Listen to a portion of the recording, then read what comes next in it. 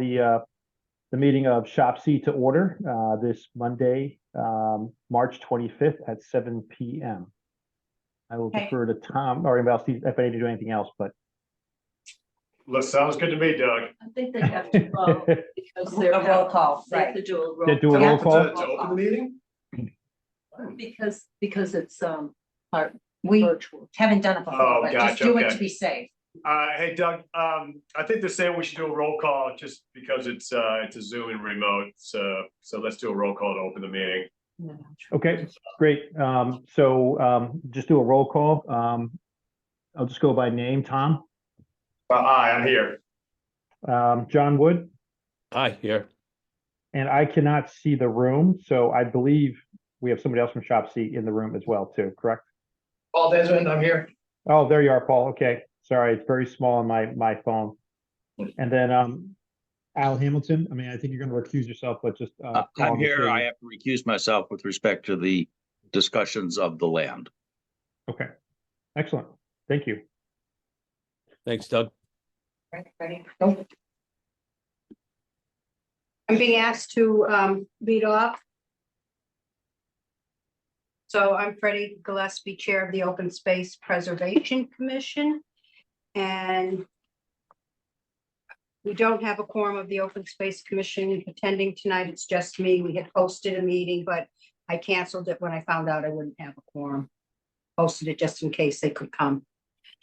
Not for lack of interest. We have discussed this right of first refusal for the Chapter 61 properties on Northborough Road called the Johnson Land. There's two parcels, and both of these parcels are priorities for open space protection and listed in the priority sites for wildlife habitat, a study done for the Open Space Preservation Commission by Mass Audubon, and included in the most recent open space and recreation plan for the town of Southborough. The OSPC reviewed this and determined that we would like to see the land protected for open space, but voted to work with Shopc and other town government entities to pursue exercising the right of first refusal to purchase the land dedicated as open space and community housing uses, and to also do outreach to other town stakeholders and entities to see if they had any desire or need for it, because everyone gets to weigh in on this. I haven't heard from anyone else except for Historical, which sent an email saying they didn't say they were not in favor of, they just said they didn't see it as a historical project.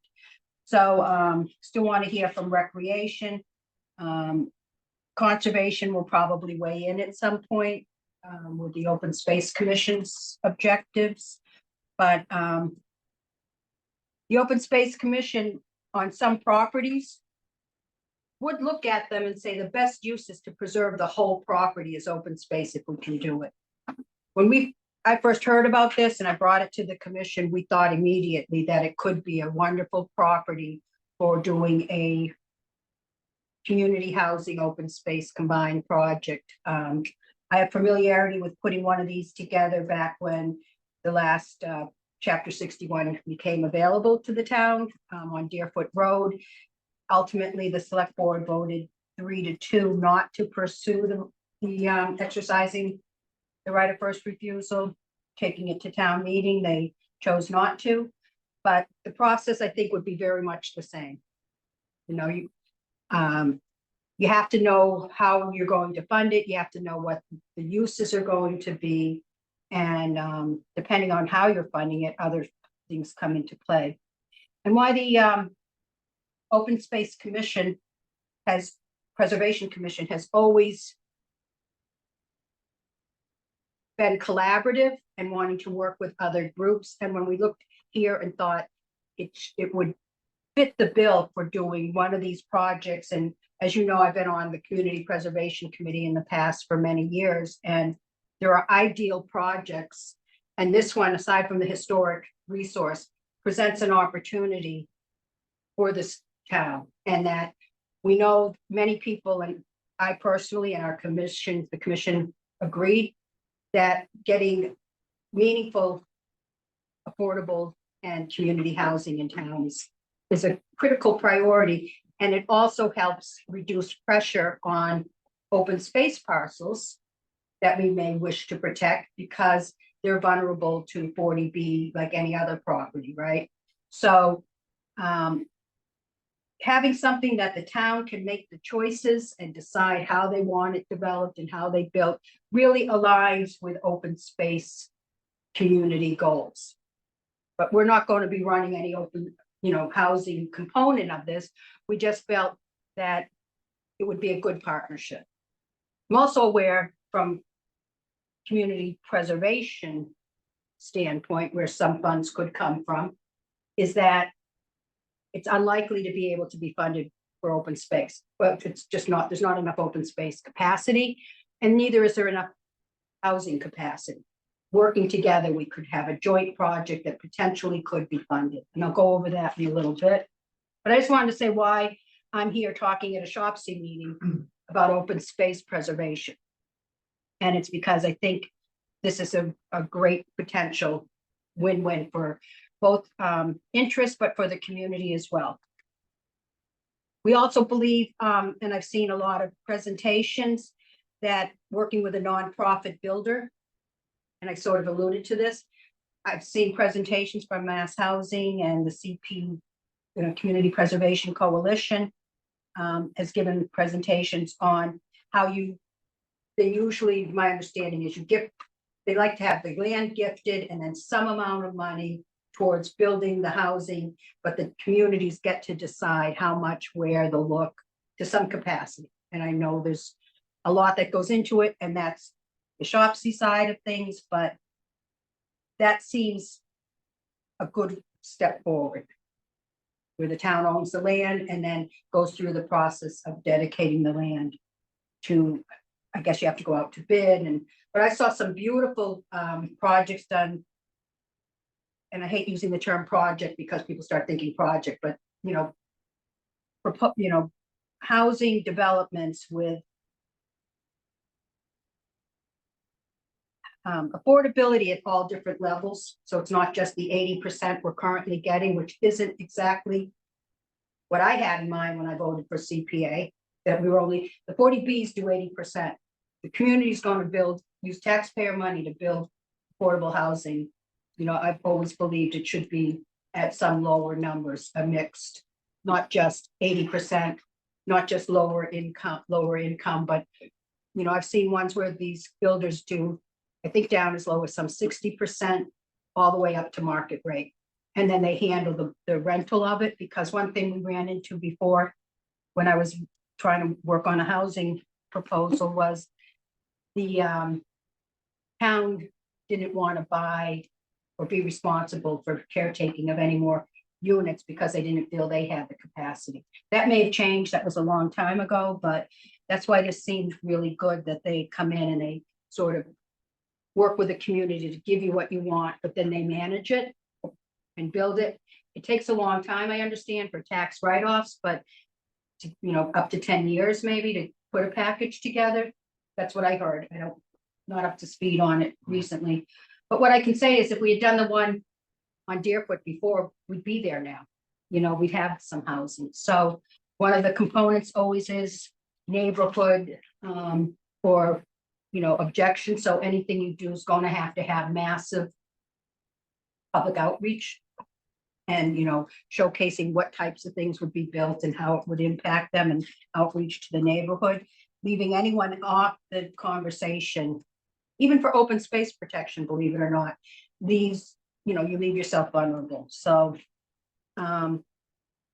issues that I came up with is we don't know if the parcels can be separated. So there's two parcels. Both were entered into Chapter 61.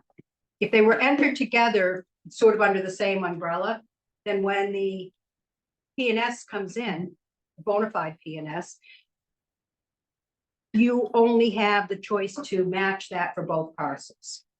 But if each parcel was enrolled separately into Chapter 61, you have the town has the option to purchase one or the other for the price identified in an individual PNS. I've asked the town assessor, who would be the one in charge of this, and he's looking into it. He's trying to find the liens to just determine if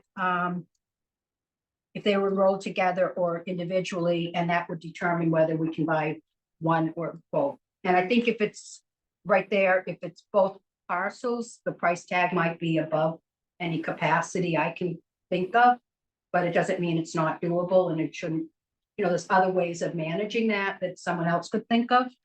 Just, I really think the best potential is if the opportunity to purchase one of the parcels makes it more achievable. And we don't know the price for one property. And I think that was something that town council identified, but he had trouble figuring out what the price was. But I think there's other issues on whether that's a bona fide PNS, but it's gone. A letter was sent out, is my knowledge. So the question is, I don't know, and if anyone here knows the status of the owner's response to that letter from town council. Have they replied? Do they have a time limit? Somebody said 30 days to reply. And my understanding is if they reply and they say it was a bona fide offer, then what? Does it go to court? If we say it wasn't and they say it was, I mean, these are answers we need. Have they already replied to the town? I was going to see maybe the town planner might, because she had originally had a question, reached out for town council's opinion. Is she someone who could reach out to the select board or to find out if there's been a response? I suppose she could. Or the chair of Shopc maybe? Is that something Shopc would want to do, or? Do you need to find out whether it's what the response was to that letter? Yeah, has there been a response? I don't know the answer. Right, Yeah. somebody needs to find out. Yeah. Do you know Marguerite? Welcome.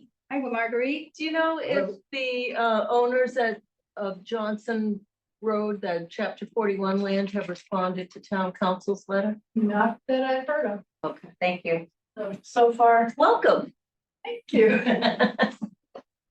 So, that needs to be, you know, that's a question that needs to be answered. Have they replied? And what happens when they reply? If they say they disagree, and if they, do they have a deadline to reply?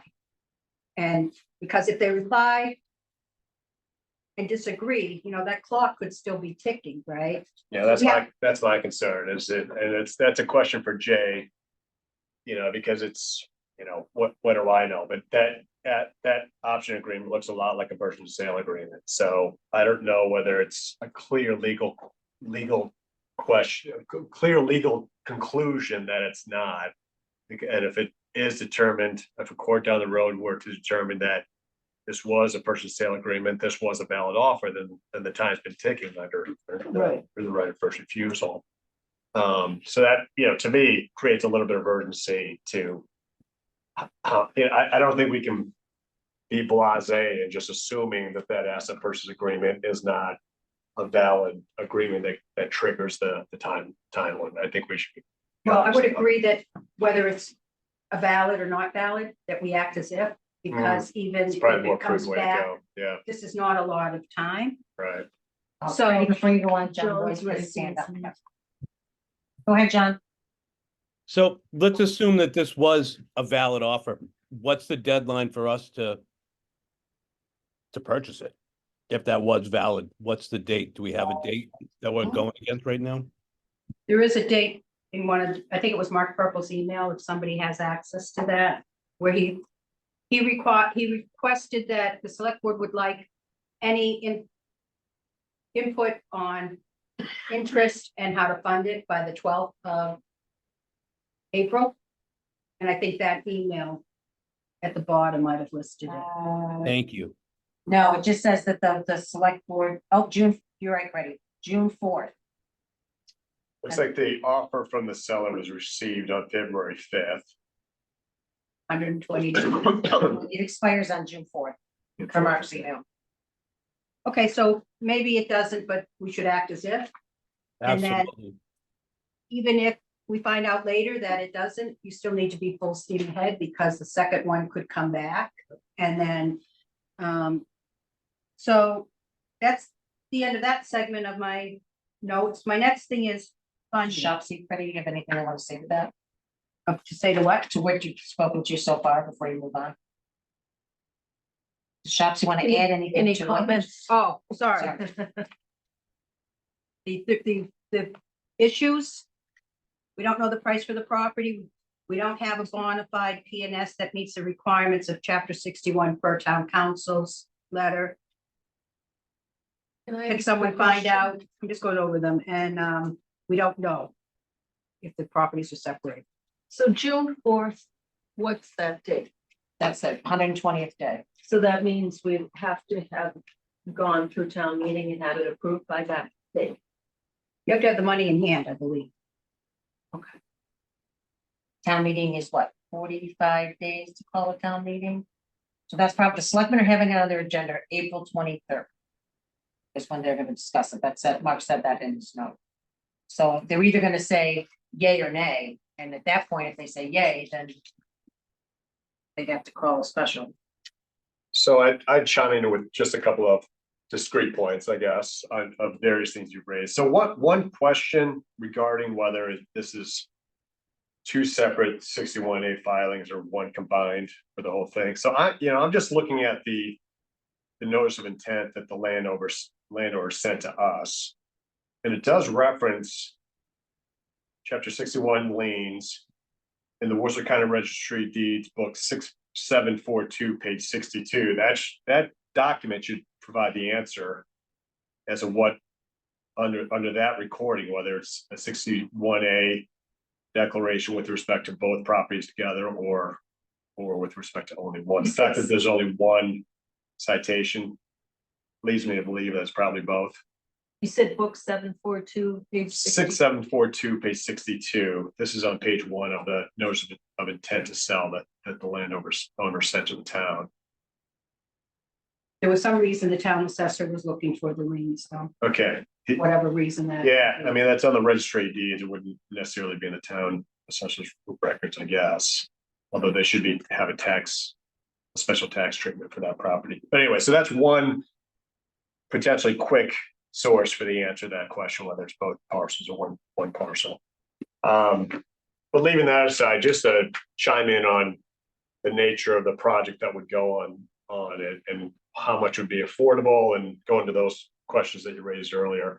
So, I mean, this is just me talking, Shopc hasn't spoken about this as a committee yet, but, I would envision taking the same approach that we were thinking about taking with respect to 21 Highland, which is one pathway is to send out a request for interest to various developers, but in particular to community development corporations who come in and do this for a living on a nonprofit basis. They can't lose money on it, but they're not looking like a private developer to make a ton of profit. And the way they do their main formula is to do them as low-income housing, fund them with low-income housing tax credits, which means that for every unit they create, they get a tax credit that they package together and then sell off to investors to get money to fund the development. And then for that reason, they need enough units to create enough tax increments to add up to a substantial enough number to fund the development. And what they've told me in the past is that generally speaking, 30 units is about the sort of standard number that typically is the minimum number they need to create enough tax benefits to fund a project. And so going to your question of how much, if the town were to buy the land and donate that to a developer, how much more money would the town have to come up with? This is a 10-acre, if we do the north parcel, that's a 10+ acre, almost 11-acre parcel of land. That's a big enough parcel of land that they could do I think easily 30 units on there or more. And, the more units they end up being able to do, the less money they would be looking to the town to contribute to make the financial viability of the project work.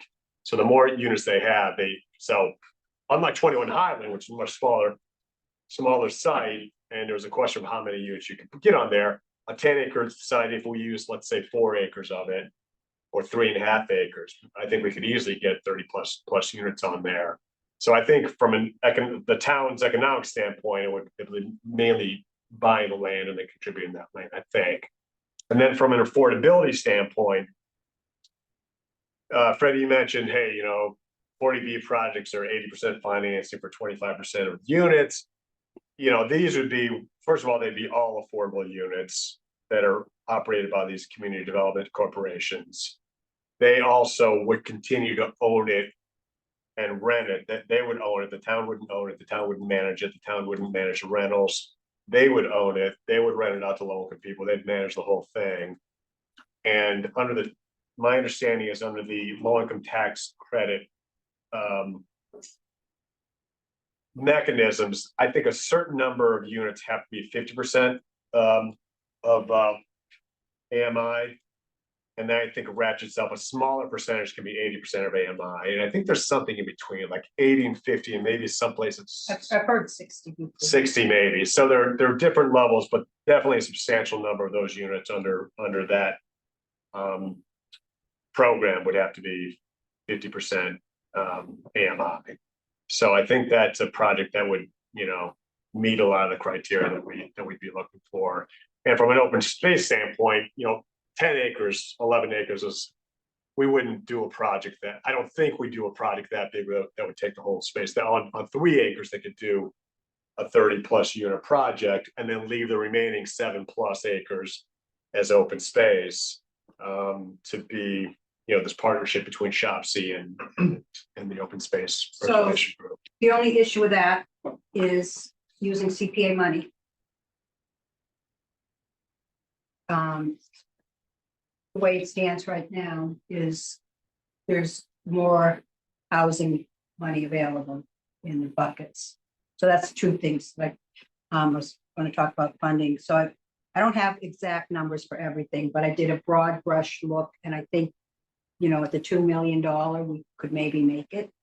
But you have to subdivide the land, whether you subdivide it or just put, a line in the sand with boundary markers.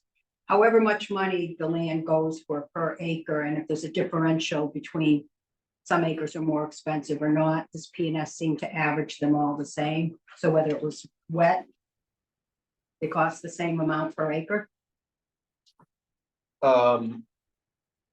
What do they say? I think the P&S at $240,000 per acre, but I don't Right. remember whether it was a characterization of what acre, So what an acre would look like. if it wasn't Oh yeah, no, it's a flat fee, $240 per acre, depending on when the closing happens. okay. Yeah, So the 240 per acre is any acre, no matter where on the property. right. Which means you have to, for CPA, and you need an attorney to do this, but for CPA, if you're spending, just pretend the amount of money going in is 2/3 Housing and 1/3 1/3 open space. open space, just making that up. Yeah. The land that's dedicated to open space with a conservation restriction on it has to be 1/3 of the parcel. You have to get what you pay for. And the housing set aside has to be at the time of sale, when you get the deed, it has to be restricted to only affordable house. Community housing is the term for CPA. So what happens is you don't have to build it all out when you have land for housing, but the only thing that can ever be built there is community housing or, garages for community housing or playground, but you can't, there's no other type of development on the land. So that's one thing to be. Isn't that though? I mean, that sounds complimentary to me. That doesn't sound like an obstacle. In other words. No, it's not, but you Yeah. just need to be aware that, so when you're saying how many acres for housing, the first thing you look at is how much funding is available for housing, and that's how big the parcel. Oh, would yeah, I be. did, I remember we talked about this, so if hypothetically, I don't know the vagaries of this, but assuming for the moment that that's the case, say it's 10 acres. And 67% of the money came from affordable housing, and 33% of the money came from open spaces coffers. I don't know whether that means that, 67% of the land has to be dedicated to affordable housing. But even if it is, that doesn't mean we need to build on the entire six. But it also sets your parameters of how large a place you're going to. Yeah, but I guess I could see it, a scenario where if you take the 6.7 acres, let's call it, of the 10. That's dedicated to housing and only actually develop on 3 of the acres, even though the remaining, I'm losing my math, 3.5 acres. Would still be dedicated to affordable housing, that we could still keep it as open space, practically speaking, even though it wouldn't be subject to an open space restriction. And this may seem an odd question for the chair of the Open Space Commission to be asking, but why limit how many units? You mean, well, I think we could get a lot on 3.5 acres in this hypothetical. And I don't think, I mean, this is just me talking, I don't think we want to take 10 acres and build some massive, 150 unit thing, right? That's why I think it works to have a more manageable but sizable number of units on a smaller portion of the property and leave it to complement our 2 interests, to leave the rest of it as open space that your commission could do something with. So, and I think that's further down the road too, because the building of it is after the fact. That's not using money now. This is just about buying the land. Right. And then you don't know, depending on how they can configure it, but I'll get to that in a second, how they can configure it, how many units you're going to get, or how much money they may want from the town, but that can happen in the future, not at the time of purchase. So Right. The issue becomes, in my thinking, where on the parcel of land can you build? Even if you're only using a small portion, you kind of have to know that up front, because you keep, the open space will have to be, a set parcel, not like a little, and not that anyone would intend that, but it has to be. And then there's some constraints on the land as well. There's some, and I'm not sure which parcel. At first I was looking at the one, if you're going towards Marlboro, I was looking at the one on the right. The north parcel. That's the north. That turned out to be less enticing after I looked a little closer, because there's who would think going uphill, there's wetlands mapped on it, as well as there are high tension wires going across it. Those high tension wires, which is why they want to put solar there, connect to a substation on the other side of 495. And there's actual wires currently going across the land. There must be some sort of easement, I would think. And then I thought this parcel on the south was wetter. There's a stream. We have to find out if it's a perennial stream, because that's a 200-foot setback. But, there's nothing about wetlands that open space mines. Right. But it would determine where the housing is.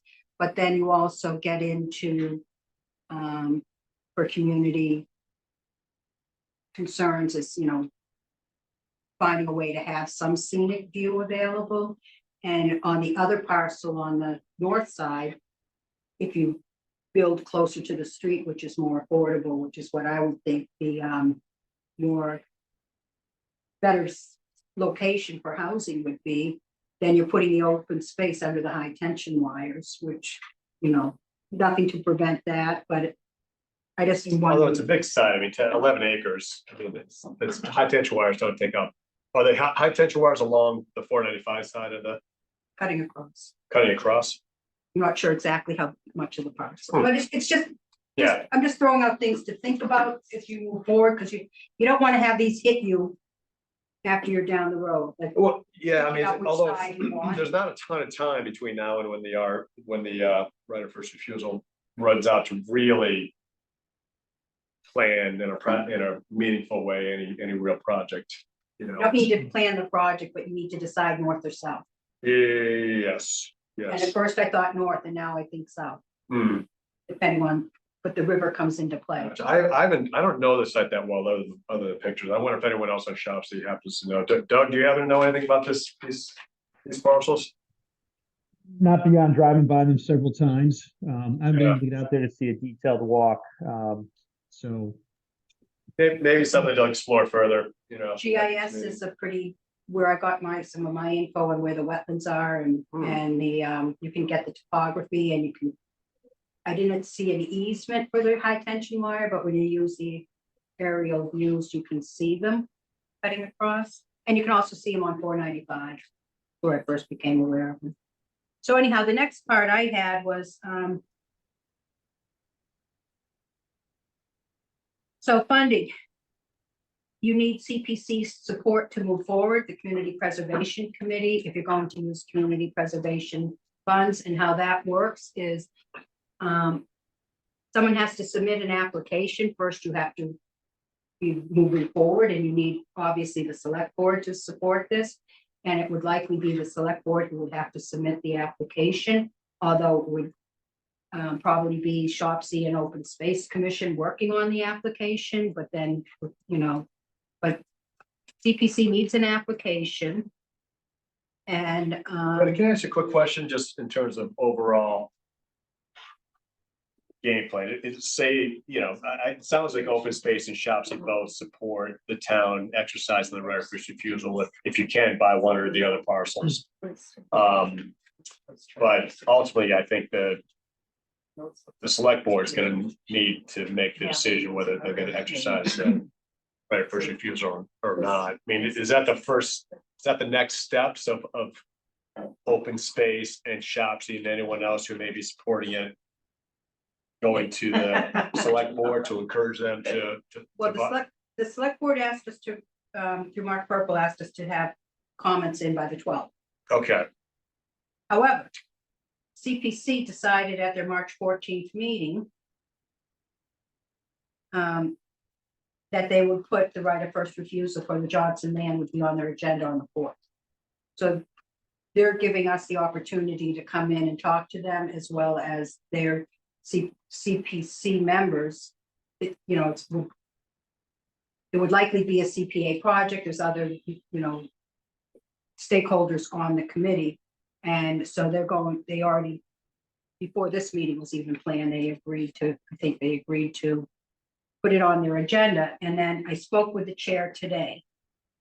And he said if at this meeting tonight, Shopc and the Open Space Preservation Commission decided to move forward, he would support asking me to create a financial review with a detailed possible budget scenarios for the purchase using CPA monies.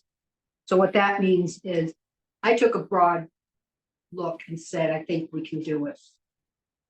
But you need to really go into all the accounts. But what I can tell you is that there it is. I can tell you that there are funds in both the open space and the community housing buckets sitting there that can be used for the project. And that the other scenario is bonding, which we kind of used up all our bonding capacity until I realized, oh, it's an open space and housing project, which releases the 10% set aside we use every year, which means we have more bonding capacity. So you can't bond against the surcharge because that's an unknown amount of money every year. I mean, sorry, you can't bond against the state match. You can only bond against the surcharge. And we have, you know, a rough estimate of how much that is. And you take, you have to put these set asides out of that. So that leaves you less money for the bonding capacity. And you have to pay all the existing bonds, but they're all historical. So. would they do a bond for just to come up with a purchase price? I mean, to come up with 2.4 million bucks How else are you gonna pay for it? with the funds that we're, I mean, I guess I always think of bonding as for much larger. We construction bonded, projects. no, we bond $1 million. Oh, you do? Okay. The townhouse restoration was bonded, the library. Gotcha. Shows you how much I pay attention. Street. So all of those were like a million, Okay, like so a that's million. a like it's- potential funding source then. Yeah, it's the only way to do this. Because it's about 2 million for each parcel, right? So, I'm sorry, Go ahead, John. I'm trying to find the button to raise my hand. Sorry about that. I apologize to. So if we bonded it, Freddie. Say we did $2 million bond, that wouldn't exhaust all the money that we have in place already. We'd still have money available to build or do other things with it, correct? Because we could bond, like, we have what, $600,000 or $800,000 in Shopsy funds Mhm. right now. I believe, in the Affordable Housing Trust, roughly. Can I respond? Please, I don't want to interrupt you. There's no, at the most, I think there might be 1 million in bonding capacity. At the Okay. most. I was not looking at anything in anyone else's accounts besides CPA, so if there's money in Affordable Housing Trust Fund accounts, I wasn't considering that, although Shopsy and the Affordable Housing Trust Fund may wish to talk about that, but I was assuming that's where you were saying the housing money would come from, or you were saying. Yeah.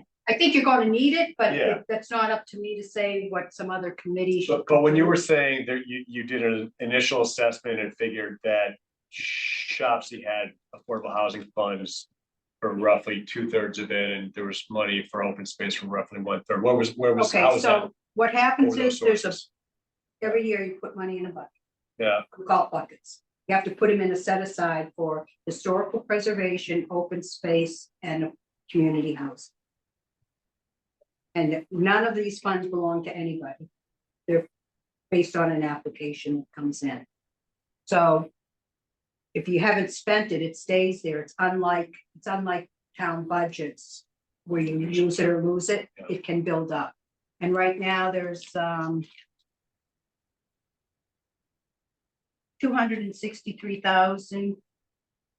$263,592 in the open space bucket. And there's $576,504 in the housing. Those are in accounts dedicated that can only be used for those. gotcha. purposes. That's separate from the affordable housing trust funds, right? Right, the Affordable Housing Trust Fund has, that's not part of CPA, so I was only looking at CPA. So the two of those together add up to, 700,000. 839. Freddie, can I add one thing? yes, So something for Shopsy and open space or Shopsy, the trust, the selectmen to consider is, selectmen have been on a platform of affordable housing. This is an opportunity, Marguerite. This is a great opportunity. You can either spend the money that's in the trust and in the buckets for $1 million and get 1 or 2 units, or you can actually get real affordable housing of, as Tom said, 30+ units at some of it at a 50 AMI, which is that mom that's working her butt off. They can't afford to live in Southborough, whose kids deserve a good education and a good life. This is an opportunity. I'm gonna say, or that senior citizen that can't Right, get or the into senior senior citizen, housing thank you. because So, it's a again, 5-year wait and they'll be dead when- by then. When I look at Or the this, 30-year-old still living at home. when I look at this, as, are we truly gonna make an investment in affordable housing in this town? And this is an opportunity that if we pass up, who knows when it's gonna come again? Thank you, Lisa, because I personally got very excited about this possibility because when you have this chance and it could be, I've been listening to the select board and members of the Affordable Housing Trust Fund and Shopsy talking about doing affordable housing, and nothing is as exciting as this that I first saw at a presentation at the CPC a decade ago. And if you haven't seen it, the Community Preservation Committee had the circuit rider, Shelley Goring, come in and give a presentation on just this, how to use CPA money. And this is the perfect example. And that's recorded. I can send a link out to it, but we invited everyone to the meeting, and it's recorded and you can watch it. And I think it's something to be excited about just because what Lisa just said. And I'm trying to deal with the facts, so I'm not that I excited. know, I'm right getting now. emotional about it because Well, again, this is so important. And you know, I sat on the board for 6 years. You know, we didn't have an opportunity like this come up. And, you know, this is a great opportunity. And, you know, the board has made it over the last year since I've been off the board, that affordable housing is key and is important. And again, when is the next time you're gonna get an opportunity like this? You know, there's not that many larger parcels out there to be able to do, I mean, meaningful is the word. This is truly meaningful affordable housing to help those that we really want to help with giving diversity in housing as well. Let's, I chime in here. I couldn't agree more, Lisa. I mean, this is the reason that I was interested in Shopc. What's projects like this. So to me, I think what we need to do is basically make a business case, if you will, to the selectmen about why they need to pull the trigger on this. And I think another piece of it, it would behoove us to include is the MBTA law. Because they need, what is it, 50 acres to zone for. They're not talking to each other, though, really. Well, One is. So I would say, I thought about that today, would it just be great if we threw it into, the problem is it would probably take this project, and I'll tell you why. Because for the MBTA, it has to be 15 units an acre, right? And you have to be able to build that many units, so if you're putting it out to bid, you can't say, well, we only want, what did you say, 30 acres in, Yeah, but just to clarify, that's just the zoning, that the capacity that you have to make available to a developer. That doesn't mean that any project on there has to be 15 units an acre. It has to be approvable as a right for, let's say, 2 acres, and you have to, the zoning have to allow for 30 units on that 2 acres, but that doesn't mean a developer can't come in and say, I'm doing a project with 10 units. That's you just. have to have a minimum But of only- 5 acres. But only 10% of the MBTA is affordable. So if you Yeah, no, rent the right. MBTA. Well, to be required to be, but if it goes to a community Okay. housing Yeah. developer, they can do whatever they We're want. mixing metaphors a little bit, but Okay. Yeah. You're also mixing it up because it can't be town owned. And is the town buying it? well, if the town, Before we get it passed, it would be bought by the town before this, I thought this out, before the zoning goes through, so then it would be disallowed. If the town owns land, it can't be part of the Well- MBTA community. There is some town-owned property that can be overlaid. Can be overlaid, but can it count towards the units? Yes, yeah. but either way, just Oh, to, Yeah. you know, even if the MBTA community wasn't there, the Community Development Corporation, if we went that route, could just do a 40B, could do the project as a 40B Right. project. Yeah. Um, A friendly 40B where the town is behind it and planning and the other part of this that's exciting is the open space component because it can maybe hopefully soften for some people the edge of having housing development built in their area. And at first I thought it wasn't going to be that big of a deal, but there's people who live in nearby, you know, it's not right there. It's not a lot of housing, but there's people, and that's the other thing, you have got to reach out and get the neighborhood people on board right at the beginning Of because. course, there will be some opposition, as there will be to any piece of Absolutely. affordable housing we put anywhere in the town. So our hope is that our legislators and members of our select board will not shirk from the project if there is some degree of opposition. But I'm saying Think of a place where they it's can our address opposition. I'm Right, gonna it's a say good spot for it, right? it's our obligation to deal with that up front because some of the, what I'm hearing is that a lot of opposition happens when people think they're not included, that they don't know what's going on. Oh, yeah, no, I'm not suggesting we're saying we shouldn't do all that outreach. I'm just saying that And you have to inevitably. start we doing put it inside. today. As soon as you have a meeting like this and then the neighbors start saying, oh, they want to put a housing, you know, their phones are ringing. So Yeah, it behooves us to be making some of those calls as well.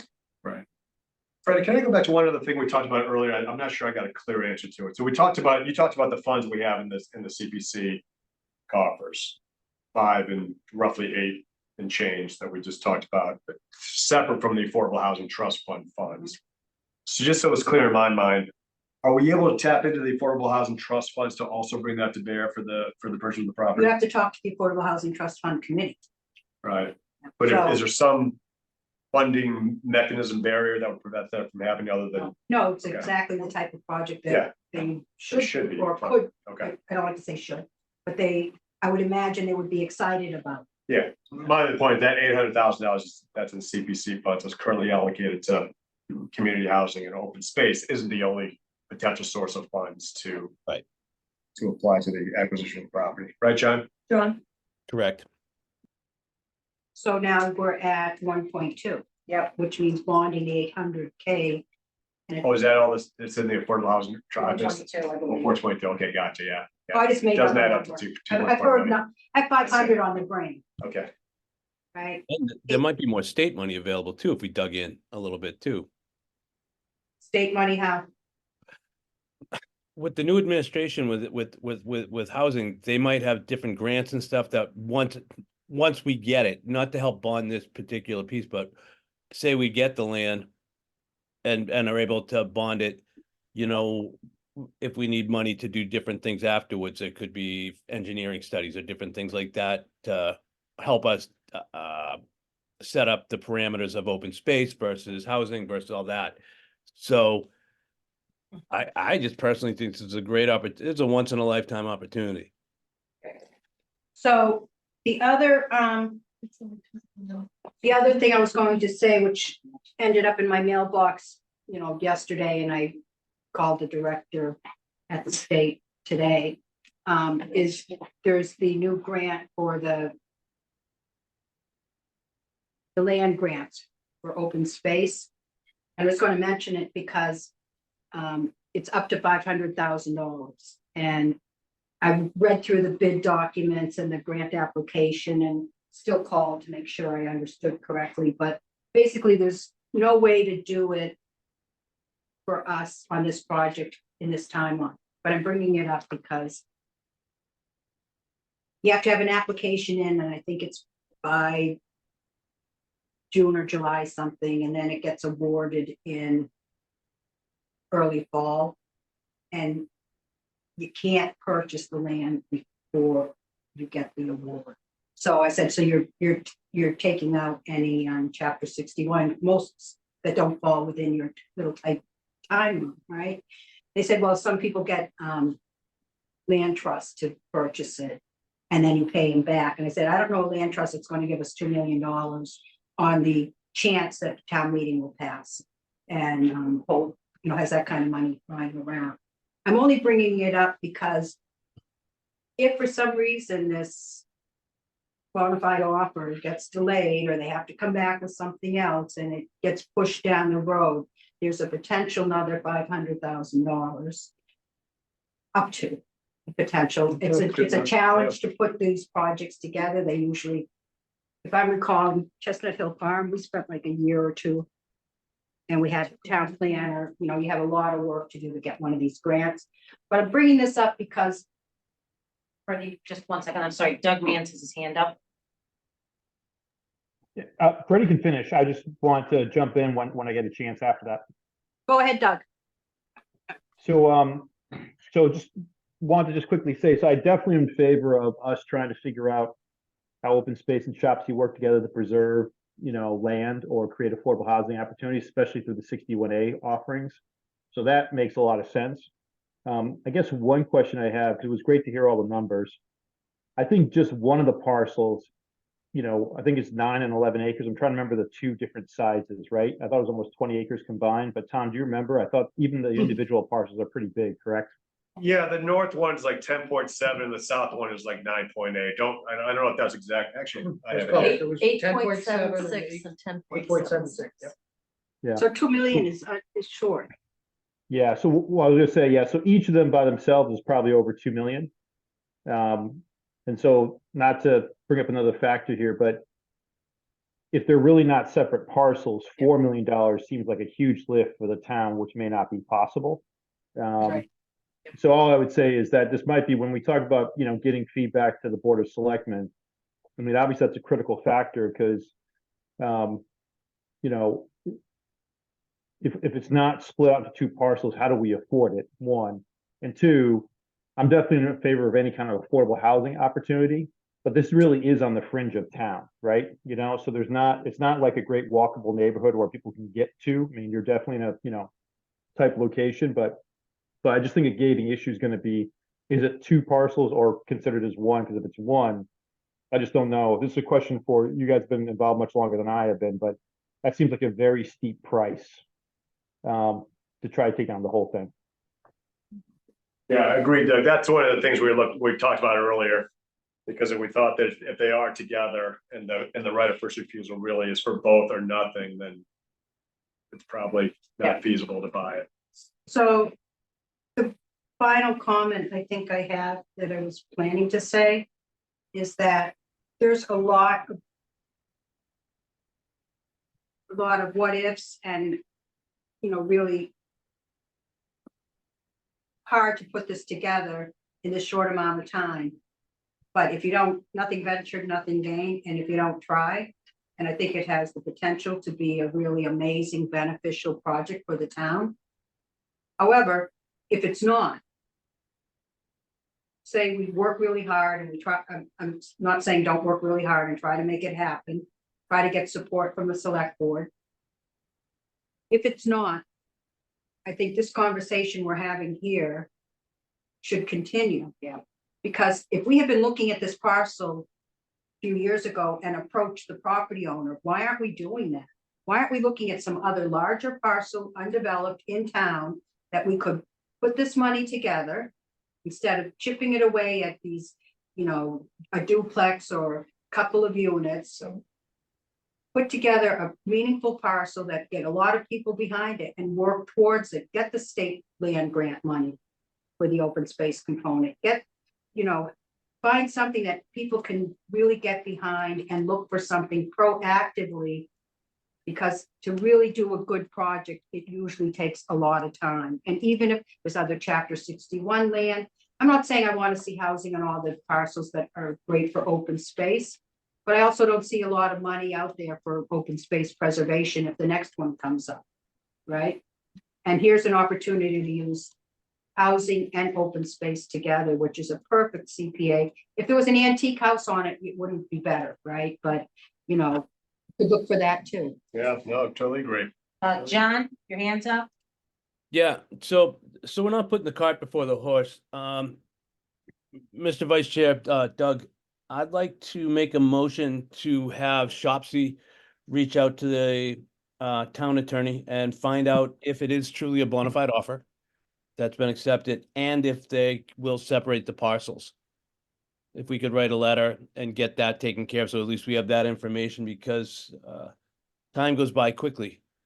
And I think we should try to find out as fast as possible whether this is a viable option, because if they're not gonna split the lots, like you said, a $20 million lift is a lot of money to come up with, where I don't think we'd be able to do that. But we've got a shot at this, so that would be my thought. I don't know if that would be an entertained motion, but that was something I'd like to do. So So town I- council did determine it wasn't a bona fide offer and sent a letter to the property owners. But we haven't found out if they've gotten back to us yet to on that. So I'd Right. like to find out where we are with that offer. Okay, good. Is really what I meant. So I apologize. I didn't articulate it correctly. But I want to find out if where we are in that, like we said in the beginning, because everybody's saying, no, Chopsy, is that something you want to take care of? And yeah, we should. Let's take care of it. Let's find out. And then find out if they will separate the parcels. Because if not, I think this is a moot point, and then we continue on with, like Freddie said, and try to find some other parcels that we could do something like this with. I don't think it's realistic to think that this property owner is gonna be willing to separate it. Cause they've already got a deal on the table, they're ready to go, they're just, you know, as the property owner with the buyer ready, willing and able to purchase the property, they're just waiting for our 120-day time period to tick away so they can proceed with their deal. So I don't think it's realistic to ask them to split it. The question is, are they two separate 61A filings, for lack of a better term? And I think I can go and check this registry of deeds in 5 minutes when I get back home and find So I out. looked on my phone and my Oh, you phone did? doesn't display it very well, but it's a list of all the parcels that 674-262, it's a list of all the 61 parcels. There's 61 parcels that are subject to, It's a whole, it's all different owners, so that doesn't necessarily mean. So that they they're didn't give you filed this, as one parcel. they didn't give you the specifics on parcels in the PNS. Is that what you're saying? I'm just no, the saying, registry of deeds. so on the registry of deeds, this book and page is a whole list. So it doesn't necessarily mean because there's one number on the option that both parcels are Okay. together. Okay, So maybe they won't be clear then. the Well, other thing for Shopsy to do tonight, if you're making a motion to, if you want to be in favor of it before you know the details, to plan to attend the CPC meeting on the fourth, when they're putting this on their agenda, asking them to support it, so that you would have some idea of what your real financing options are for using CPA money. Yeah, that's a no-brainer to me. So I So think. Go ahead, Tom, sorry. Sorry, go ahead, Doug. Nope, go ahead. No, I was just gonna say, I think, just going back to what John would ask for in terms of motion, I think it makes sense that we can ask the town for an update of where they stand. And just, what feedback they have gotten, and obviously, because I think that's a critical path item, but we can definitely do that through Shopsy. I'm sure Dorian would do that, definitely, we have to just follow up with her, but that can be done. And then as for the second one, I'm definitely not opposed to, stating that we're, in favor, of all the members are agree to it in terms of trying to pursue at least, one of the parcels if available. It seems like, unless people disagree, it seems like both of them is probably too much and is a bridge too far. But definitely I would have no issue being in favor of seeking potentially the acquisition of one of them. Because it seemed like it could be a good opportunity, a unique opportunity to do open space and affordable housing together, so. I'd be interested to know, so Freddie, you talked about the two buckets of CPC now. And we have some money in the Affordable Housing Trust. We add all those up. Then you were saying you could bond against that to, I'm saying there's a potential to bond against CPA surcharge. But the bonding capacity is determined by the surcharge amount minus what we're already paying out in bonds. okay, And then you have to take the set asides, and normally there's not enough money left to do a bond. But because you can use, because you have to take the 10% out, the surcharge, right? But because you can use that 10% of both, becomes 20% of the surcharge. You can bond against because it's an open space and housing project. That makes sense. so where I was going, what's the total number that we have to play? And then, by my math, if they don't agree to separate the parcels by that lower number, the 240,000 per acre figure, it comes to 4.68 million for everything. Yeah, that's not doable. Yeah. No, okay, Well, with CPA funding, right, that's what I'm saying. right. I mean, if that's the number, that, I mean, if we're getting, if we go side and say, this is how much we figure we have altogether on CPA and affordable housing. And go from there.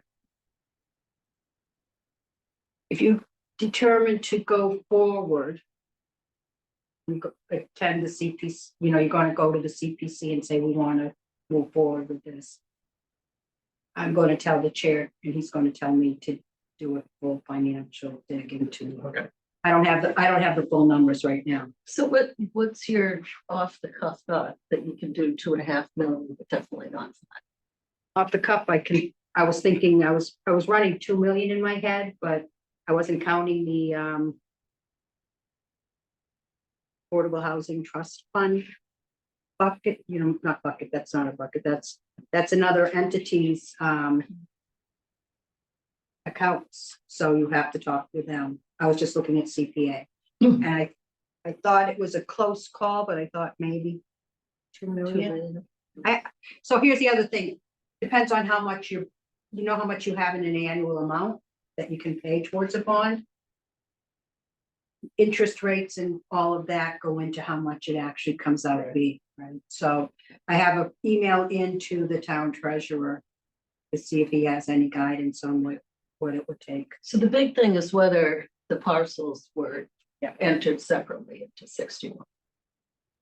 It's a big, much bigger hurdle. Maybe on that list you're looking at on the registry of deeds, I know it sounds like there were 60 properties. Were two of them, these two parcels? Well, so my phone, I can't display I see, very okay. well, so it's Yeah, cutting it off. It's a hard website to, Yeah, even on a big.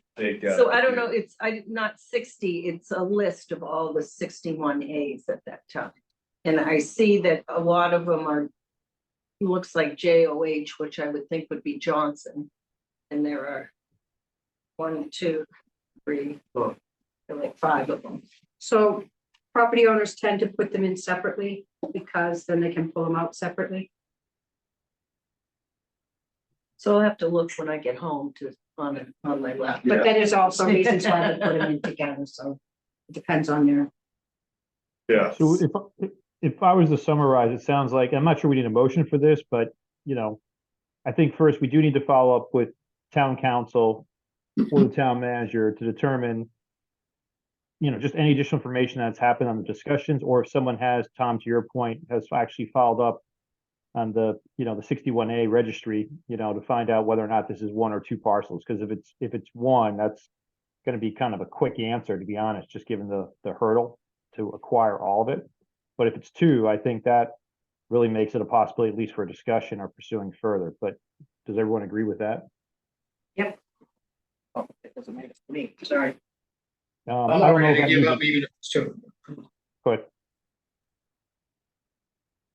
I think as soon as you find out it's 1 parcel, we can start saying, let's meet and look around town to see if there's something else. Yep. How's that?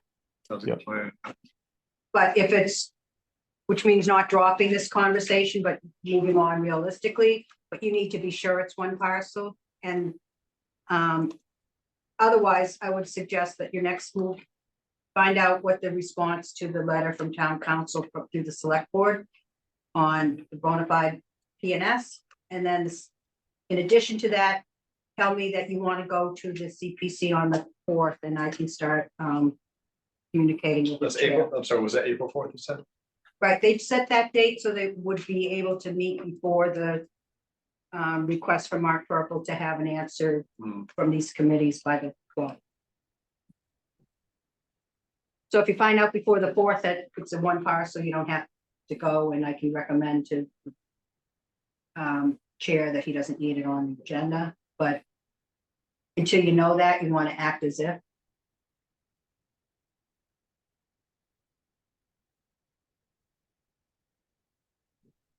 As an open space commissioner, that, you know, is what I would do.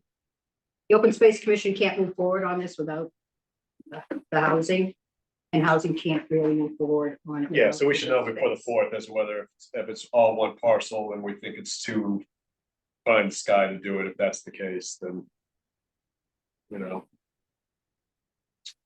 It sounds I don't think it's wasted to go over all this stuff tonight, because at least, yeah, start a foundation for a blueprint for another property if that's where we end up going with it. and I like the idea of what Lisa was talking about too, is building excitement over doing a meaningful housing, you know, because when I was on CPC,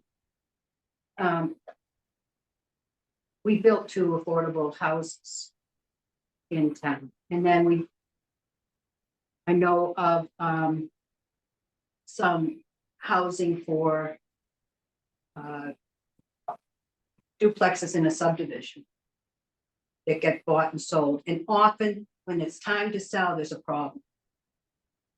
That people, for some reason, don't meet the requirements or whatever, there's a chance of losing it, and it just seems that, for me, my opinion is that's not the kind of affordable housing we need in town. That you've got 40 Bs. Not that we have a lot of them, but you know, when they have the 80% median income, and what we really need is something more robust like this. This presents an opportunity. Can I add one thing, Freddie? Yeah, I'm done. So, no, I think it's great, Marguerite. Thank you for coming. Sam's in the audience as well, and Al's here. So I think the conversation tonight, we, the select board, have now heard. So, thank you for coming, Marguerite. Obviously, you guys will do what you do, but at least you know, and you've heard the conversation here, which I think is important. And the planning board also was in favor. of this, Yes. So Hmm. you have a unified front. Yeah. Excellent. Tom, did you have anything, or Doug, did you have anything else you want to add? No, I mean, again, I think the only thing I would say is if it does turn out to be one parcel, I do like the idea of actually looking at other 61A parcels that may be on town on the list, right? So again, we could be more proactive or more ready. Or they're just undeveloped, unutilized, Exactly. underutilized property. It's rare that, there's 61A, but any other parcel when the seller might be able to willing to sell at market value. I would Yeah, so also I thought say, very valuable. is 240 an acre a lot? For that, I mean, No, Not No. there. no, or just with the high tension wires and wetlands and, Well, no, I wasn't sure. no. I've got my No, answer. yeah, no, that's not, not a crazy price. In fact, could be, you could see things going for much larger than that too as well. So Doug, whenever you're ready, whenever your conversation is done, just a reminder that you need to have your meeting adjourned. Yep. Roll So, call. yeah, so I need a motion from one of the members. Well, actually, before we do that, so I guess we need first a volunteer. And Tom, I don't know if you want to volunteer or we can talk to Dorian. I think someone on our committee's got to follow up with the town council or town manager on this. So, I don't know if we have a volunteer to do that. I can follow up with Dorian when she's back online, but That wasn't. Yeah, I mean, I'm happy to follow up, although it may be, if we vote to do it, I don't know whether, Dorian's the chair of the committee, Yep. she's the right person to do it, I'm not sure. But, I would say the chair or the vice chair. In her absence. I'm happy to follow up with Dorian to see what she wants to do. And I'm happy to reach out to you as well. Either works from my perspective. Okay, sounds good. that works for me. If you don't mind, Doug, that'd be great, please. And I don't my, know if- But sorry, Doug. I just want to say my takeaway is that Shopsy wants to attend the CPC meeting or a representative at least, on the 5th, on the 4th, got 5 in my brain, on the 4th, to share your support for moving forward on this, unless you hear before then that it's a 2 parcel, and then we can all. Yeah, I think so. Do you want us to take a vote on that? Just I don't to- need a vote as long as you just, by Yeah. consensus, tell me I think that. someone will be there. I mean, I think there's enough critical mass behind this that if we do think it's viable and it's one parcel, we think there's a pathway to it, that somebody from Shopsy would show up at the CPC to support. But that's gonna be the subject of an agenda item on the CPC on the 4th. yeah, I would agree. I mean, if it seems it's going to be, if it is deemed to be 2 parcels or potentially, then I think there is a pathway. If it's 1, then probably not much to talk about, but I would agree with that. I would think someone from Shopsy would be there. And I can talk to Dorian too, on this topic, tomorrow, or the next day, but I would think one of us would be there, at least. Right, be good to show real support for the. Yeah, And- totally agree. And thank you to Shopsy for Yeah. putting this together and getting people talking and getting this moving. Yeah, thanks you guys for showing up. It's good to see people from other boards on board with these affordable housing projects. It shows a lot of promise. So we appreciate Yeah, it. and agreed. And also credit Dorian, because I think she was part of the driver behind getting this, multiple committees together for this. So I know she couldn't be here tonight on last minute notice. So, I guess the only thing left to do really is to entertain a motion to close the hearing. No move. I have a second. Second, This would be a roll call vote. John, aye. Paul, Tom, Bye. and Doug is aye. And that is it. That adjourns the meeting for today. Appreciate everyone coming out. Thanks, everyone. Thank you. Guys. Right.